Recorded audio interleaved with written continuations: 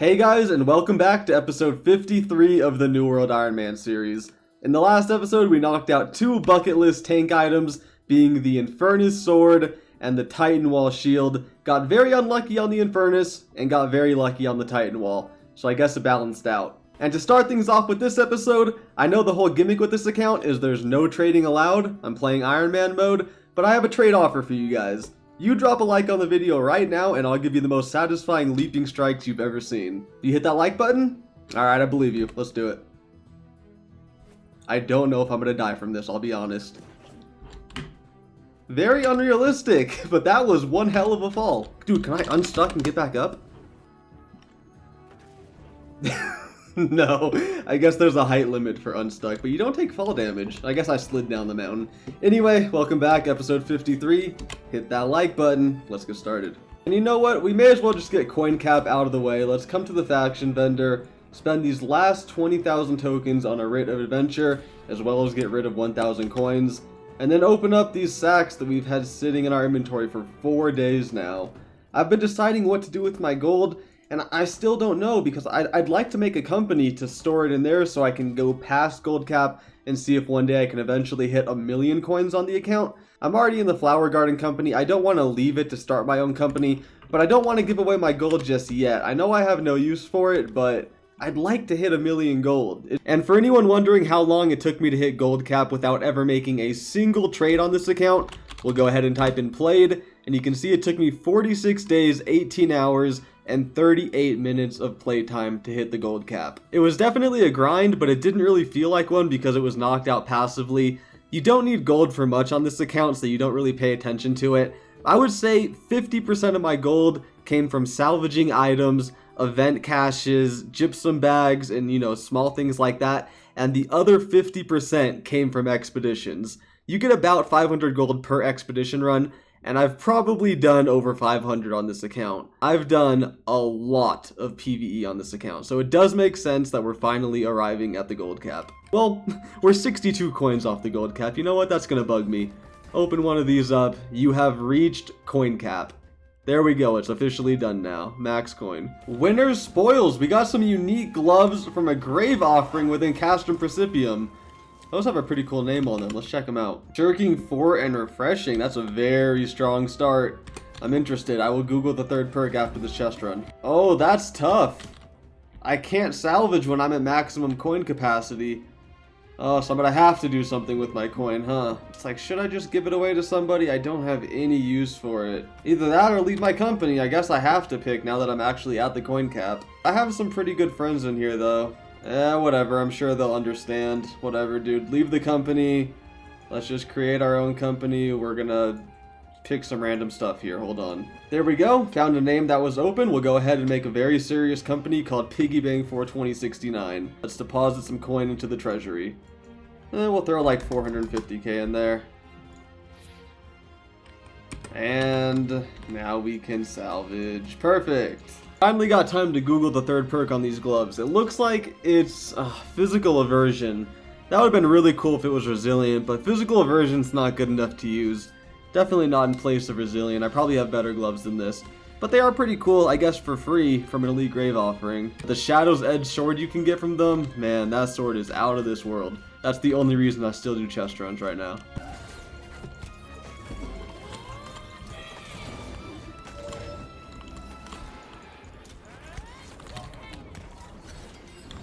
Alright, well, we're back to Dynasty for a little bit, starting things off with a gold run. This is probably the easiest mutation in a few weeks. You wouldn't expect it to be Dynasty, but I don't know what it is. It's really buggy this week, but it's also extremely easy. It's a weird mix. Got some really nice pieces from that run as well. Here's a really nice light or medium bruiser headpiece. We landed a smile breastplate of the soldier in legendary. We got freedom as the random third perk, which is awesome. And just some decent PvE healer boots. Honestly, luck is pretty good on healer gear. You don't need ward most of the time, assuming you have a good tank.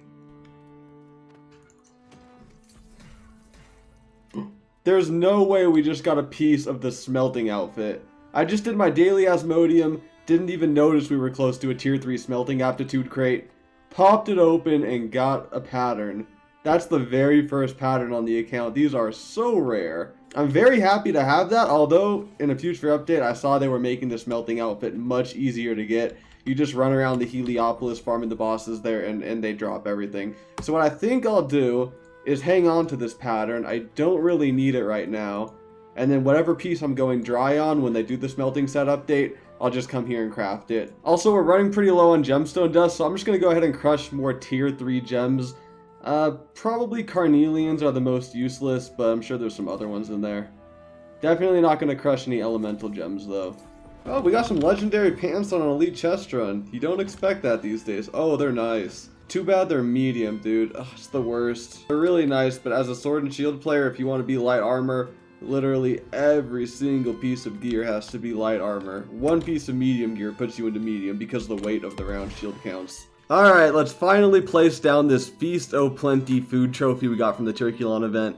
Although the stupid thing is it does count as an actual trophy, so I'm either going to have to take down one of my combat trophies or my luck trophy to place it down. And I think what I'll do is just remove the lost combat trophy, since I hardly ever fight lost mobs. I think the food buff is better than having 3% lost damage buff. But anyway, it's a new day, so let's go do some more Turkulon kills. Remember, at kill number 16, you trigger the built-in pity system, and it gives you all the drops that you don't have at once. We've done 14 kills, so in 2 more, we'll be getting 2 furniture items and the Turkulon event skin for this year.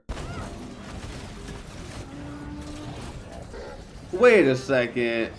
I must have done, 1 kill without getting a massive turkey leg, because you are limited to only 5 per day. Because we just triggered the pity system on kill number 15. Yeah, I must have done an extra kill one day, just not have been paying attention. That was our 16th kill, apparently. So we ended up getting Turkulus, Disgruntled Fowl, Turkulon Egg Seed. I think you can get multiple of these, don't quote me on that. And then, of course, the Turkulon's Juicy Caps box, which is just an event skin. And I'll be honest with you, I'm never going to use it. It looks creepy. Alright, let's see this turkey trophy in action. This food normally lasts for 25 minutes, and now it's going to last for 37, which is more than enough to clear a M10 here. So that actually does make a big difference. I usually do rebuff before the final boss. See, we've just started the final boss fight at 26 minutes. Normally my food would have ran out a minute ago, but I still have 11 minutes left with this trophy. It's a bigger deal than it looks like on the surface. It actually makes event food useful for endgame PvE. Oh, Harbinger Greatsword. The weapon perks for Relentless Freedom on it. That's probably not going to be that great, but we got some goodies to check out. We did land 2 pairs of Legendary Dynasty earrings, so let's see what we got there. Mana Toast and Despised. No thank you. And the Greatsword, Corrupted Bane, Vicious, and Relentless Freedom.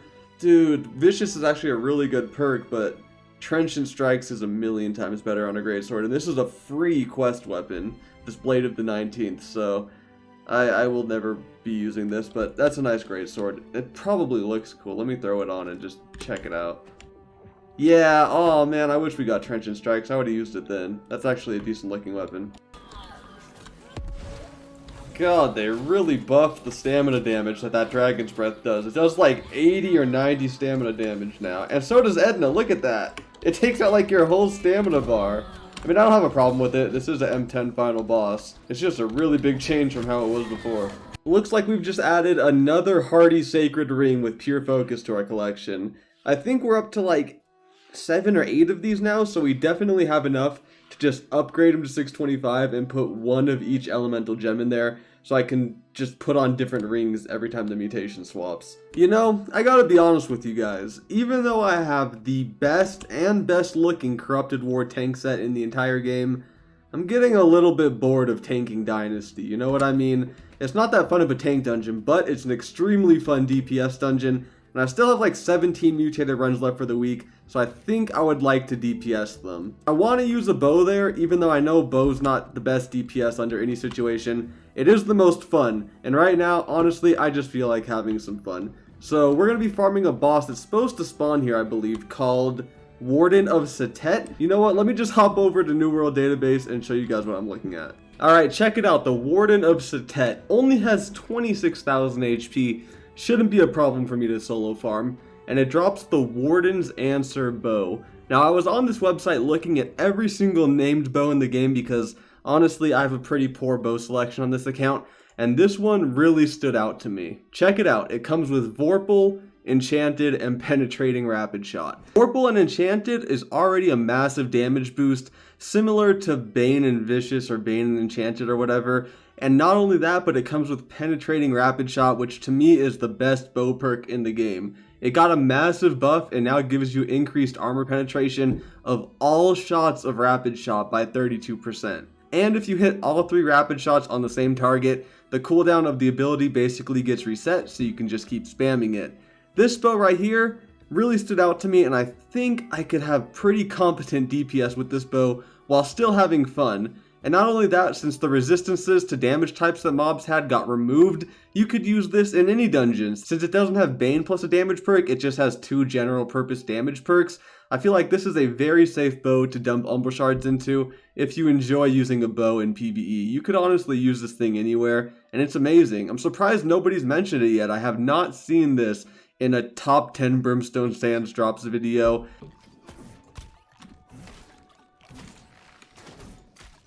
Oh yeah, this boss is a joke to solo farm. I don't even have Ancient Ward gear on, but I do have a Trenchant Recovery Greatsword, which is basically a cheat code if you're solo farming anything. Just pick up one of these Greatswords. It honestly keeps you at full HP for the entire fight. See what I mean about this bow? Nobody ever mentions it. Sim Hermes commented on the New World database page, and he said, does this thing even exist? It looks like a crazy good bow, yet nobody ever mentions it. I've noticed that myself, and I guess I'm going to find out if it even exists.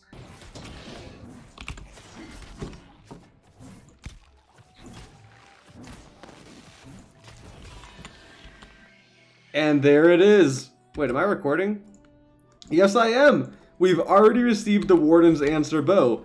I think we've been here about an hour. I swapped to a full luck set instead of the heavy tank set that I was using, just because with Trenchant Recovery you don't really need the defense. You can farm anything even in a light armor luck set. Yeah, I'm just really happy and surprised to have already gotten this. I'm going to link this in chat and give other people a heads up that this bow exists, because honestly, the more I think about it, this bow is busted. If you're on a boss that doesn't move much and you can just land your headshots, the rapid shot with this bow is going to be pretty much top tier DPS, especially for a free bow that only took me an hour to get. It's like, come on, go get this bow, guys. The cool thing is Orichalcum arrows are actually extremely easy to make. All you need is 1 Orichalcum ingot, 2 ironwood planks, and 3 feathers, and that's going to make you 100 Orichalcum arrows, and they have no weight, so you're free to just carry them around the map, no issues. I have 50 plus Orichalcum ingots, so we're good on that, but I ran almost completely out of ironwood planks. I only have 7 left. So to make a good stack of arrows, I'm going to go cut some ironwood trees, which is one of the activities I hate the most on this game. Ironwood routes are so contested for whatever reason, but there's a pretty decent one in Eden Grove where even if it's contested, you can just AFK and eventually a tree will spawn. We cut down 1 baby weirdwood tree and actually got a piece of sheet music from it. Do we already know it? No, we don't. Huh, that's pretty cool. Unfortunately, to make ironwood planks, I also need weirdwood planks. It's just logging has got to be the worst skill for an Ironman. Even star metal and orichalcum are easier to come across than weirdwood trees. Like, these baby ones are respawning, but the big ones, oh man, they have like a 20 to 30 minute respawn, and every weirdwood route is just so contested. It's very, very hard to make ironwood planks when you can't trade. Good memories, dude. I'm running this weirdwood route, and this stockpile right here gave me my first ever refreshing move life staff on the account. I've only been playing this account for like 3 months, but man, it feels like a lot longer than that. I remember that moment very clearly. I would highly recommend trying the game Ironman mode if you haven't yet. It adds a whole nother level of enjoyment to it, honestly. Getting ready to make the first batch of planks here, but one of my friends, Reggae Bald Guy, just hit me up to farm a luck hatchet that I didn't even know existed. It's called the imbued hatchet and drops from various mobs within Murgard. And off the top of my head, I don't think I have a melee luck weapon, so that's something I didn't know I was missing, but I am missing it. So yeah, I'd totally be down to farm that. Thank you for letting me know about it, Reggae. Oh, I made way more lumber than I needed. I didn't do any math. Gosh darn it, that's a lot of space taken up. But I'm not going to complain about an extra 500 lumber. We got a small amount of ironwood, but I had to come to Everfall's wood shop because for some reason the one in Windsward was downgraded to tier 4. We have enough ironwood to make 43 planks, 19% bonus chance. It's 2 planks per 1 set of orichalcum arrows, so that's 25 sets, aka 2,500 orichalcum arrows. They're not that hard to make, honestly. Oh my god, our workshop is tier 4 as well. Did we just lose a war or something? I don't keep up with server events, but... Alright, can't make my orichalcum arrows here either. Back to Everfall, I guess. Alright, this one looks like it's tier 5. We should be good to make the arrows here. There we go, orichalcum arrow times 100. We can make 2,800 of them. Over 100,000 engineering XP. Bringing us just up to 189, but 1 level closer to 200, man. We're only 11 levels off. And yeah, they have no weight. That is such a good update. Although my unique item space is getting pretty tight, so maybe increase the stack limit to 10,000, then mwah, that would be perfect. Just respect to heals really quick. I'm going to be healing the farm at Murkgard, but let's go ahead and take this Warden's answer to 625 before we do anything else. This bow definitely deserves it. This is a very safe bow to upgrade. It is all damage, no bane on it. You can use it at any dungeon. So it looks like the hatchet drops from the Helion, which is the big brute located right at the entrance to the west gate. And then there's also a few others that it drops from in here, but I think we're just going to camp this one. It drops the hatchet and the Traveler's Solace Band, which we got twice last episode from the other farm when we were trying to get the Infernus. The Infernus took us 31 hours. I really hope we have better luck with this.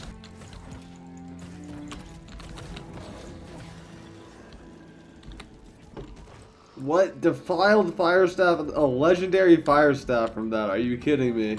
Well, alright, let's check it out. Lost Bane, Shaking Abyss, and Life Stealing. Oh my god. That's a scrapper.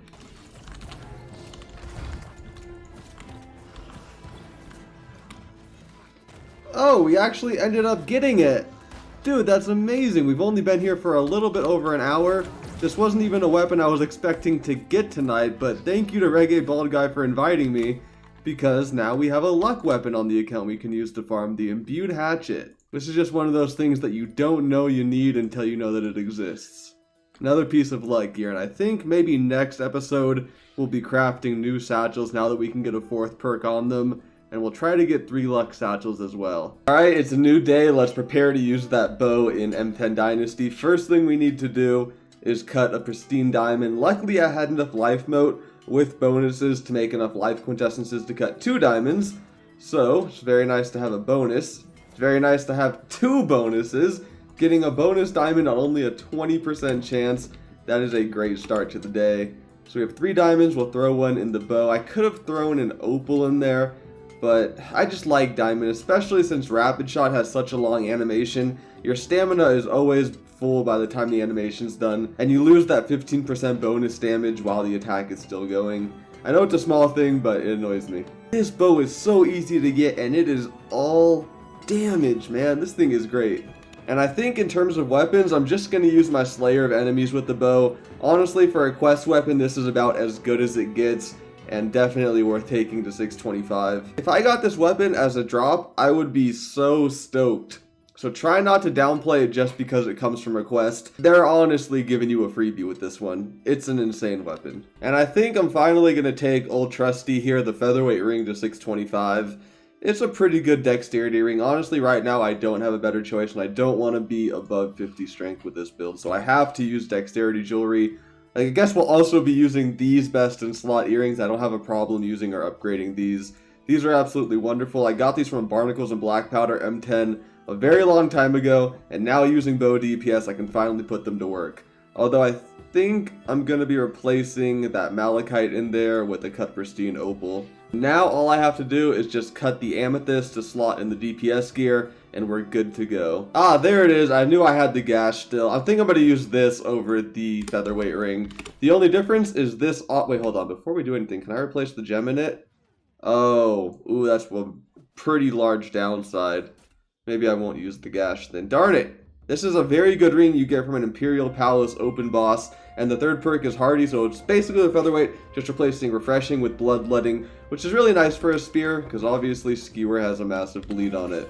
That's a shame you can't replace the gem. Gosh darn it.